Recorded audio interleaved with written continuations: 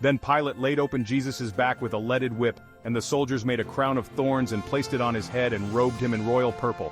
"Hail, King of the Jews!" they mocked, and struck him with their fists. Pilate went outside again and said to the Jews, "I am going to bring him out to you now, but understand clearly that I find him not guilty." Then Jesus came out wearing the crown of thorns and the purple robe, and Pilate said, "Behold the man." At sight of him, the chief priests and Jewish officials began yelling, "Crucify! Crucify! You crucify him!" Pilate said, "I find him not guilty." They replied, "By our laws he ought to die because he called himself the Son of God." When Pilate heard this, he was more frightened than ever. He took Jesus back into the palace again and asked him, "Where are you from?" But Jesus gave no answer. "You won't talk to me?" Pilate demanded. "Don't you realize that I have the power to release you or to crucify you?" "You would have no power at all over me unless it were given to you from above. So those who brought me to you have the greater sin." Then Pilate tried to release him, but the Jewish leaders told him, "If you release this man, you are no friend of Caesar's. Anyone who declares himself a king is a rebel against Caesar." At these words, Pilate brought Jesus out to them again and sat down at the judgment bench on the stone-paved platform. It was now about noon of the day before Passover, and Pilate said to the Jews, "Here is your king." "Away with him," they yelled. "Away with him! Crucify him!" "What? Crucify your king?" Pilate asked. "We have no king but Caesar," the chief priest shouted back. Then Pilate gave Jesus to them to be crucified. So they had him at last, and he was taken out of the city carrying his cross to the place known as the Skull, in Hebrew Golgotha.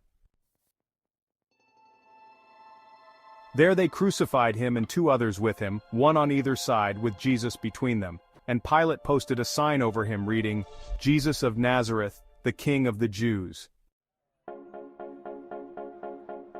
The place where Jesus was crucified was near the city, and the signboard was written in Hebrew, Latin, and Greek, so that many people read it. Then the chief priest said to Pilate, "Change it from the King of the Jews to," he said, "I am King of the Jews." Pilate replied, "What I have written, I have written. It stays exactly as it is." When the soldiers had crucified Jesus, they put his garments into 4 piles, one for each of them. But they said, "Let's not tear up his robe, for it was seamless. Let's throw dice to see who gets it." This fulfilled the scripture that says, "They divided my clothes among them and cast lots for my robe." So that is what they did. Standing near the cross were Jesus' mother Mary, his aunt, the wife of Cleopas, and Mary Magdalene.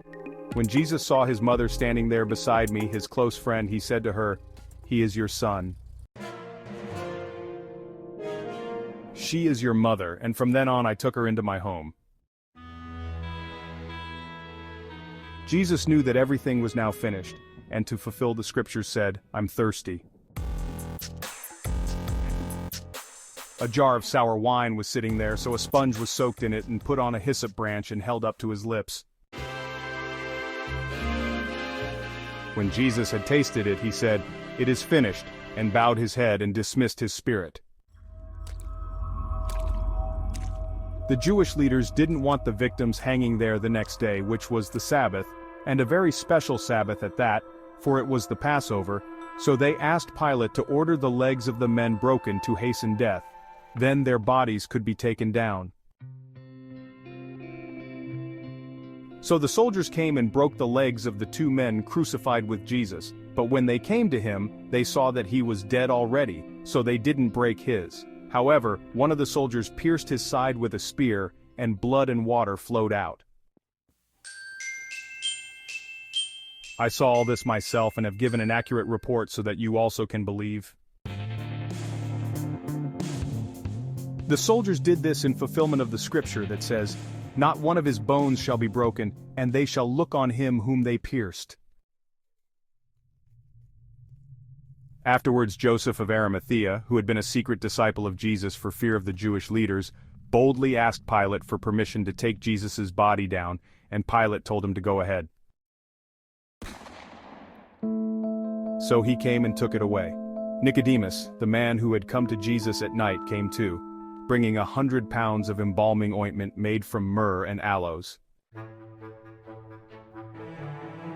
Together they wrapped Jesus' body in a long linen cloth saturated with the spices, as is the Jewish custom of burial. The place of crucifixion was near a grove of trees, where there was a new tomb, never used before.